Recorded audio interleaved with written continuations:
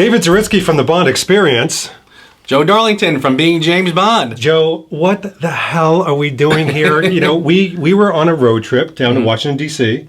to go to the Spy Museum to see George Lazenby. You remember that? Very cool. Very great day. It was amazing. And we actually started to get into a conversation. And by the way, Joe brought it up. He said, isn't it interesting? You think about the Bond films, and if you take each actor, arguably, it's probably each actor's best film is their first one. It is.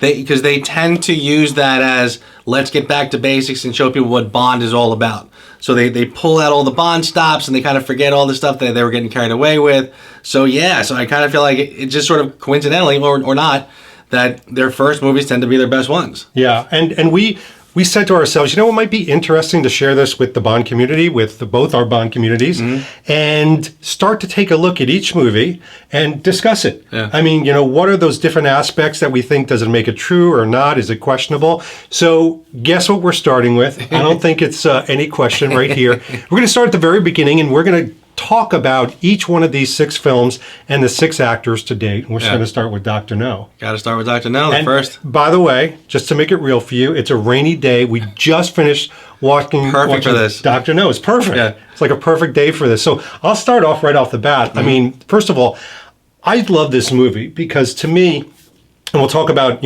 Sean Connery's first foray out, it's a mission. Yes. Remember we were talking about that? Yes. M sends him on a mission, and he goes on a mission. This isn't any kind of angsty family stuff going on, or Marvel type of MCU type things. Yeah. It's a mission. It's a straight up mission, and it's amazing how, and not to fast forward to today all of a sudden, but the reaction, more and more, the years kind of following Spectre, and people have a lot of time to think about it. And everybody sort of says, well, what do you want from Bond 25? Well, I want a mission. Less angsty, less this, less that, less personal, less family trauma. How about just a mission? And here you go. I mean, this is the archetype of the Bond mission. The whole. What's fascinating to me about Dr. No, among a lot of things that we'll talk about. Yeah. This really did set the groundwork. That sort of Bond formula starts right at the beginning. Yeah. You would think it would take them a while to get their footing. And there are a couple things that'll sort of pop up later in the series, obviously, that'll sort of become staples. But right out of the gate, you meet Bond, you see the mission, the M's office, the Moneypenny flirting. Yeah. These are things that will stay with the series for decades. So there's so much about this film that they got right. Yes. Just right out of the gate. And by the way, to me, it doesn't seem overly used, even though we've seen it a million times. It seems comfortable, but once the mission starts, the thing that we kept, obviously you couldn't get us to shut up, we kept talking during this movie, and the one thing we kept saying was, look how capable Bond is. Yes. He's not doing anything with extravagant gadgets or these corny one-liners, so much as he's really focusing on good spy work. Yes. He's putting hairs on doors and he's talcum powdering suitcases and things like that. It's a spy movie, and it feels like a spy movie mission. Yeah, it's one of the classic scenes is Bond walking into a hotel room, looking around the area, looking for bugs, something we actually haven't seen in a long time, which is kind of surprising. But the classic Bond spy elements are all here. They're all there, and he's drinking. I mean, he's a fallible guy. That's the one thing. Even though he's one of the most capable individuals, which is why I think we love to live the Bond lifestyle, we love to be capable ourselves, he's a drinker. He's fallible. He has issues like you and I do. He's a lover boy. He's trying to seduce the women. Now, the one part when he sits on Moneypenny's lap practically, and they do, I don't think you could do that nowadays. It's amazing, right? There's some interesting PC elements, but you have to love a sign of the times with that. Sure. Yeah, this definitely falls into the category of couldn't get away with that today. No. Not even a little bit. No. In fact, something like this, I think this film, for many reasons, would be picketed. I mean, literally, you'd have people probably outside marching around, but there's so many elements that get back to the basics of, again, Bond is not supposed to be this puritanical individual that, 10-year-olds are supposed to look up to. It's not Luke Skywalker. It is a fallible, misogynistic assassin. Yeah. And we can't lose sight of that. By the way, let's talk about Sean Connery's portrayal. What'd you think of it? Wow, yeah, it's funny when you watch this again. It right out of the gate, this Connery is all business. This James Bond, he's a policeman, like they say. He's a cop. Yeah. You know, and he's almost kind of Dirty Harry-esque, is not quite fair. Dragnet almost. Like, right. Boom, down in the business. Yeah, give me the facts. He's all business in this. Yeah. And it's amazing how quickly that'll soften up as the series progresses. Yes. But right here, oh no, he's all business. You see hints of things to come. Like when he's talking to Moneypenny and he grabs her hand, he starts dancing with her and says, da da da, yes. da da da. There's that playful, Darby O'Gillis type, Sean Connery moment. Yeah. But yeah, when he is doing an investigation, suddenly it's like, goom. He is so deadpan. And we were remarking even during the movie, it's like almost like he goes in a very neutral tone. And it's very hard hitting. And I think it's why even some of the other characters like Felix Leiter, I mean, we were both saying, we agreed on this, best Felix Leiter. Easily. Because Jack Lord, come on. Jack Lord, and he's like a CIA guy. He comes across as a CIA guy. Yeah. It's interesting to me that Jack Lord sort of comes in here. He's kind of smooth the way Bond will be. I kind of feel like it's almost like almost like people watch this and they said, he seems cool and calm and kind of fun to be around. Yes. When Bond's like, let's get this mission done. And who's this and who's that? So I kind of wonder if they sort of took that and kind of played on that and said, we need to let's play with him a little bit more, let him have a little more fun in this role, which obviously translates to fun for the audience. That's a great point. I didn't even think about that. This is not the Goldfinger James Bond. Right. Even though it is the same actor, obviously. Yes. This is a little bit more raw, hard-hitting, by the book, like you said, policeman type thing. So he doesn't have all that, like, I'm cooler than school and nothing's going to kill me type attitude. His hair goes flying everywhere. He's beaded in sweat. Yeah. There's one point where they're out by the dock, and I said to Joe, check it out. He's sweating through his suit. Yeah. Fucking Jamaica. So, I mean, yes, he's going to do that, but it's interesting how they evolved them over time. Oh, totally. I mean, even just 2 films later, Goldfinger. He's driving around and the beautiful girl passes him in the car. He starts to speed up and he goes, "Discipline 007." Like his natural instinct is play. Here it's just all business. Yeah. When he's talking to people in the room and he's interviewing or whatever, I mean, like I said, just down and dirty all business. Yeah. So you can tell that this was something that started one way, but very quickly eases up and changes, evolves. And we got to talk about look. And I don't mean just the look of the film. The look of the film, to me, I kept saying to Joe, the color is beautiful. You think about the sepia urine filter that they put like on Spectre that everybody talks about. Yeah. And then you see the gorgeous colors of this film. It's amazing, but Connery looks the part. Yes. And I know there's a lot of lore. We're not going to be repetitive on this particular show about, how they made him sleep in his own suit and everything like that. But he looks comfortable and he looks great as Bond. Totally agree. It's amazing from a style standpoint. I mean, honestly, I feel like I could get that suit and put it on right now and be completely comfortable in it. I feel like that classic style has not changed. Yes. I mean, when you stick to what's classic, I mean, again, later on, Connery's going to get kind of wild in his clothing, stuff that you would be caught dead in today. But right here, that Dr. No suit, he's fine. Maybe not the pants, but the rest of the suit is... Pants were up to his nipples. It was like a Clint Eastwood moment. It's like, get off my lawn.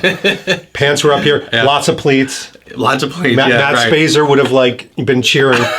Pleats as far as the eye can see. There you go. But they did. I mean, he, as some people say, he looked the mustard. I mean, he really did look the part, which I think is difficult. And not to fly ahead to another one of our vlogs we'll be doing, but if you look at Daniel Craig in Casino Royale right off the bat, I thought he looked a little uncomfortable in suits. I think he looked a little tight and over muscular for the suits in some cases. Yeah. Sean Connery has got this cat-like swagger where he wears the suit doesn't wear him. Exactly. He's kind of like Brosnan, where he's just sort of born to wear a suit. Yeah. Casino is interesting, and again, like you said, we'll get to it when we get to it, but he's so casual up until the time when you finally see him in a suit that it does seem a little stiff. Like he doesn't know how to sit in it.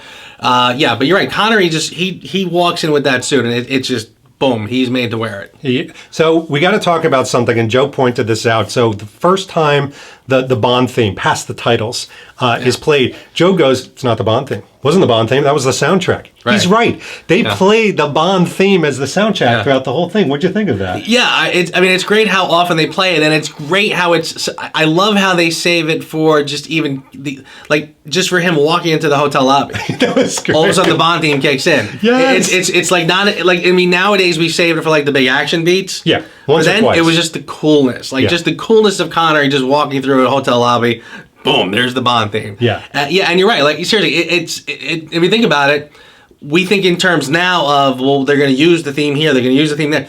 Back then, this is the first one, so this was just the soundtrack. Exactly. They just said we need a musical score. Yeah, and this is what they came up with. So they played it at integral moments. Yeah, and boy, does it work. And the rest of the soundtrack were like very simple notes, dun dun dun dun, or dun dun dun dun dun dun dun dun, or Three Blind Mice. I mean, that's it. That's the whole soundtrack. I have the LP record. I was playing it the other day upstairs. It's got two sides, and it's mostly like, jump up, like 5 different ways, plus the James Bond theme. Which there's something a little pure about that. And we also remarked there's huge expanses of silence. Yeah. I think films nowadays in general, never mind just Bond films, they feel like they need to fill every moment of the screen with music.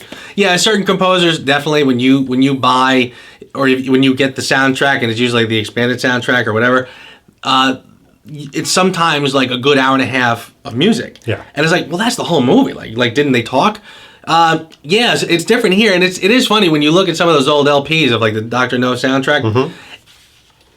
To us, it's a Bond movie, but back then it was just a movie. Yeah. So you just plucked out the songs that were in the movie and you plopped it on a record, and people bought it. Right. And again, they're thinking like, oh, they're gonna love this Three Blind Mice and Underneath the Mango Tree. No, we want the Bond music. Want the Bond music? Yeah, absolutely. Yeah. Well, okay, so it's 1962. We kept reminding ourselves this is a 1962 movie. It even predates us, old man. Yeah.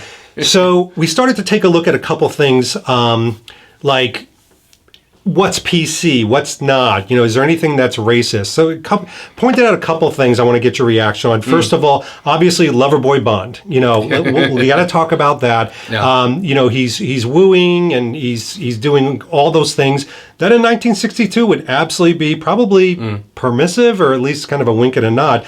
Second of all, obviously, there's 2 characters that they were making partially Chinese. So obviously, you have the woman, and why do I keep forgetting her name? Miss Taro. Thank you. Well, all right, good partnership. And Dr. No, and even for Dr. No, the gentleman that played him, they put like fake skin to make him look a little bit more Asian. Yeah. And then of course you have Quarrel, who black gentleman. But let's start with that. So. For some reason, I went into this film thinking like, oh my gosh, there's really profound racist moments. I don't know about that. I think it was evenly tempered for 1962 in that regard. Yeah, I would say so. I mean, again, see, it's interesting, the relationship between Bond and Quarrel. Right. I suppose some might look at it and say, well, he's kind of talking down to him a little bit in certain moments, but it's really more. It's not so much about skin color as much it's about. I mean, he's an islander who's painting a boat. Right.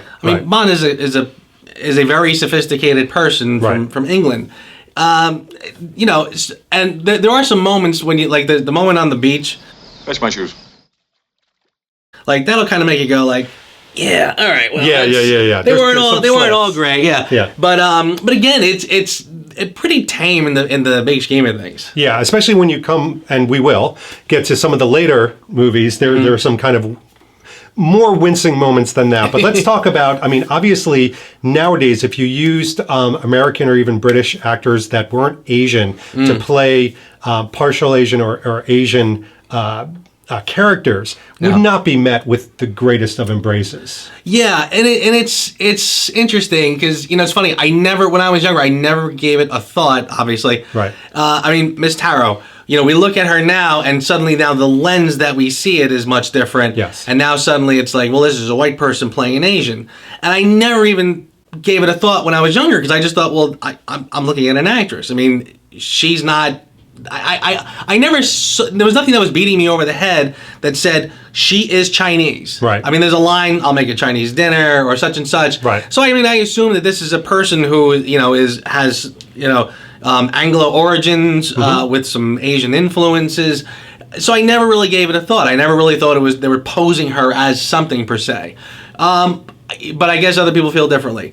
And the same with Dr. No. Even in the book, he was like half Chinese, half German. I think he was a mixture of different races. So again, the final product was not necessarily going to be a pure Asian person. So you wouldn't need a pure Asian actor. And by the way, it's better than him being played by a monkey, because you heard that, right?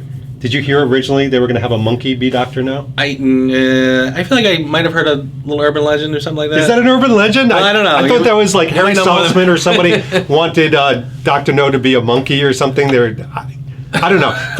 For all of you out there, put in the comments if you know about this, if it's an urban legend or not. Like the Batman bad guy, the talking gorilla? Yeah, exactly. Grog. Yeah. I am Grog. And then obviously we've got what's considered non-PC nowadays of Bond just totally, having women bodies like left all over the place, or the Moneypenny moment. Yeah, well, the Moneypenny moment specifically, because it's interesting because, it's funny, in one respect, that one, they know each other. Yeah. So, who cares? But then suddenly you go, but that's the workplace, and is that a taboo today? Right. So, yeah, now you look back and you're like, well, now it's a big, but then again, in 10 years, what's the new bugaboo going to be? So who knows? Who knows what in 10 years we'll be doing this again, saying, oh my God, I can't believe he smoked a cigarette, or whatever, which we're kind of already doing. But that's the one that actually came to my mind much more than anything that he did out in the field, because quite frankly, even if it's today, he is a spy. Mm-hmm. He has certain seduction skills that he has to implement to get to the bottom, to buy time. Now, could he have been doing other things with her, playing Parcheesi, to let the time go by? Yeah. Possibly, but those seduction skills are still being used today by real spies. What's interesting, too? What I just saw recently was Red Sparrow. Did you catch that one? Loved it, but didn't see, I didn't see the last 30%. I was on a plane, and we landed. And I'm like, this is such a better film than I expected. Same here. I really thought it was a lot better than I was expecting, too. I really thought it was, I thought it was going to be dreadful because that's what I heard. But it really did capture a lot of very interesting aspects of that sexpionage world. Yes. That one gets, to the point where that one gets a lot uglier. Yes. Than what we're going to get in a James Bond film. In James Bond, we're going to get like how to learn those skills and awfulness of it. It gets right. There's awful and graphic parts in that. Here again, you're talking about something that's much more light and downright playful. By comparison. So it's actually, in the big scheme of things, it's actually very tame. Although I did find, as we were watching it today, there are moments when Connery does seem very aggressive with her. It's very subtle. Right. But if you watch, there's even when he first gets there, he's sort of grabbing her, kind of. It's That's like his true. grip is very tight. There's a scene where, which I guess when she's on the phone, he's still holding the towel. He wraps the towel around both hands. Oh yeah, just almost like choke. Almost as if she doesn't know. Am I going to get strangled or whatever? That's a Connery thing too, because in Diamonds Are Forever, the bikini top. Sure. Yeah. He uses that as a garrote. Yeah. This is right. This where Connery was the rough one. Yes. For sure. And then even later, when they're in bed together, and she's on the phone, and she kind of goes, "Oh, that explains." And he of course he does the moment explains what? But he literally grabs her by the collar and pulls her close. That's a good point. And that fist is pretty clenched. Yeah. So so there are I could actually see in that moment that being a little more wow, that's a little Yes, but if you watch 50 Shades of Grey, and I hope you haven't, I hope you all haven't, those 3 movies, even in those particular ones, the exploration of sensuality as it is consensual, I should say, for both the man and the woman, really teeters on the point of masochism. Of a certain amount of control and power. And so it's interesting. I think back then we kind of shudder and look at that like, oh my God, look how aggressive he is. And then suddenly 50 Shades of Grey comes out and there's an entire movie and a whole genre of individuals that are reading those books, lapping it up and going, putting it down, going, oh, it's horrible. I can't wait till the next movie comes out. This podcast is going deep. It's going deep. All right, let's lighten the mood a little bit. We've got to talk about something that is all important, because one of the things, the whole premise of this conversation was, hey, isn't it interesting how these Bond actors, their first movie is arguably the best one. Ready for this? Dr. No. Joe Darlington, Dr. No. Is it Sean Connery's best James Bond film? No, I would not say that. I agree, but why? Well, and this is sort of a cheat because I sort of feel like the first four together are Connery's best film. That was sort of the golden age of James Bond. Yeah. And even what started in Dr. No, again, gets better in like Goldfinger and Thunderball. So, yeah, I can't really call this one his best, but I do sort of say, like, in retrospect, I mean, seriously, we talk about the Bonds that get back down to basics. Well, you're not going to get down to basics more than this, because this, again, this is the first one. This is the foundation. So, again, every misstep or everything that you try that doesn't work perfectly is going to happen in this film. But again, all those things get sort of ironed out as the series goes forward. So is it the best Connery? No. But I will say that this is one of the best. I frankly find this is probably in my top, maybe not quite my top 5. Top 8, yeah, I'd say my top 8, 7-ish. I kind of feel like it's sort of just out of the, top-ish. Yeah. Because, again, I love the fact that this is just a basic James Bond thriller. And, again, they looked at this not as a James Bond film, but just as a good film. Yes. So a good spy thriller. And that's exactly what you get. You get a very brass tacks James Bond film. And, by the way, something we should talk about, it's very faithful to the novel. Yes. I mean, this was again, we're not in the mindset of making James Bond films. Right. We just took a good book and wanted to make it into a film. And that's what they did. I mean, that's the formula for success. And by the way, that's one of the reasons why I also do not think this is Connery's best Bond film. Because what I did was, in analyzing this, I said, what are all the characteristics I loved of this film? So all the ones we just mentioned, I won't go over them again. And then I said to myself, or asked myself, have they done it better in any other Connery films? And the answer is yes. Sure. I mean, from Russia with Love, certain parts of Thunderball, Goldfinger, I feel like those are better. I mean, if I took the first 4 Connery films, for example, and I just judge them, I would put Dr. No number 4. I would put number 1 at a different pace. So the reason I do that is I think stories are better in some of the other ones. Sure. I think the bad guys, too. So this bad guy you don't see until an hour and a half into the film. Yes. And he's one note. I mean, he's very maniacal. Yeah. And I kind of like that they were very faithful to the novel with him. Yeah. But, is he the most interesting? Meh. Arguably. Yeah. Do you flesh him out? No. So I think that's what I weighted against. Yeah, I would agree with that. Villain-wise, I'll give you the pros and cons of Dr. No as a villain. Yes, he's very stoic, he's very cold by nature, so he's not somebody you're really going to sort of, get into and have fun with. Right. On the other hand, he is the prototype, I think, for the Bond villain going forward. That's a great point. I mean, the Nehru jackets right out of the gate, which literally has stayed with us up until Spectre. Yeah. Telling about the plan, hosting Bond and the Bond girl in a luxurious environment before he tries to kill them. Exactly. So, right. Something that's literally stayed with us until today. Yeah. So, again, you do, like I said, one of the trademarks of Dr. No as a film is you see the spark of the Bond formula, of Bond tradition that will go forward and improve over time. But the spark definitely started here. Yeah, and I love what you said about the novels. I mean, it's something that shouldn't be, taken lightly, is they really, although it's not word for word, like Joe knows the novels much better than I do, but like he was saying, in the ending, Bond had many more kind of an obstacle course to go through, many more different things that they flirted with and possibly even filmed. But in this particular story, they really had so many elements of the book, which is, I think, one of the reasons of success of the story. Yeah. I mean, you are talking, again, this is back in the time when, I mean, today, if you put a novel to film, you are probably going to stay as faithful to the novel as possible. Today, Bond is much different. Even when you do, like in the 70s, early 80s, when you were doing films that were loosely based on the books, it was loosely at best, and some were just not even close, obviously. But this was still the time when we like this book, we're going to put it to film. Yeah. So we're going to do the best adaptation we can. And they really do. It really sticks. I mean, if you read the book, it's pretty much a play-by-play.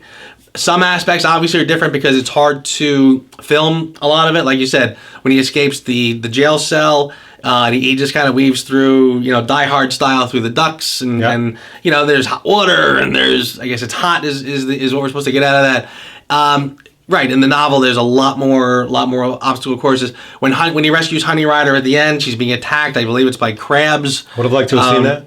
Yeah, and I think they tried it, and if I remember correctly, crabs wouldn't do what they wanted. Yeah, basically they had it just looked like a room full of dead crabs that were not moving because they had they were not moving anywhere. Or whatever. How exciting! Okay, come on. She's drowning. We're gonna drown her. That's all. So of course it's not exactly like the book, but it is pretty faithful to the novel. And again, I think that's why that Ian Fleming spark starts here and carries out. I mean, seriously, when you talk about Bond's drinking in this film, because Ian Fleming was a big drinker. Yeah. I mean, he was a cocktails by 3 o'clock kind of guy. That's right. So that stays with this character. I mean, they did put an effort to make the character faithful to its source material, so that Flemingness shines right through. And again, there's so many things in this film where you say thank God, because we wouldn't have the Bond we have today if they did not manage to successfully get it in the beginning. Yeah. By the way, one of my favorite drinking scenes, and there's a lot to appreciate, is when he smells the vodka when he goes back in the room and everything's been tampered with. Or he's like, oh, maybe this has been tampered. Yeah. He literally puts it down and goes in his drawer and gets out a second bottle of fresh vodka and opens it up. That's how Joe and I live. How many bottles do I need for this mission? Exactly. Yeah. Clearly, it's a two bottle mission. So final question, and Joe didn't know I was going to ask this, but I'm going to put him on the spot. If Dr. No is not the best Connery film, which one in your opinion is? My favorite Connery has sort of always been Thunderball. Ooh. I like Thunderball a lot. I love it for its location. I love it for it again, that kind of casual Bond. Mm-hmm. You get a lot more of that in Thunderball, where he's enjoying his location, he's enjoying his drinks, and again, the villain scene where make yourself at home, all that good stuff. And I know a lot of people are kind of turned off by this very slowness of the underwater battles. Pacing, yeah, it does slow down. I kind of don't mind it at all, because again, I do get a thrill out of watching them sort of just be underwater all this time, and I agree. All the scuba diving stuff, and again, great location. So yeah, that one has probably sort of always been my favorite. I agree. Mine is Thunderball, and most people will either go to obviously Goldfinger, or they're going to be going to From Russia with Love. Mm-hmm. But to me, Thunderball is one of these ones that I can just watch over and over and over. I totally agree. All right. Well, first of all, thanks for joining us. This is the first of obviously 6 that we're going to be doing. Yes, sir. So I think they're going to get interesting. By the way, you notice that we're talking about a lot of avant-garde things, a lot of questionable things, PC, racism, things like that. Obviously, the opinions of Joe and I do not necessarily represent the Bond experience in being James Bond, legally patent pending. Did I read everything the attorney said? Yes, sir. Yeah. No, we're going to get like this because we're kooky. Anyway, this has been David Zaritsky. Joe Darlington. And we're going to see you very soon. Take care. Thank you.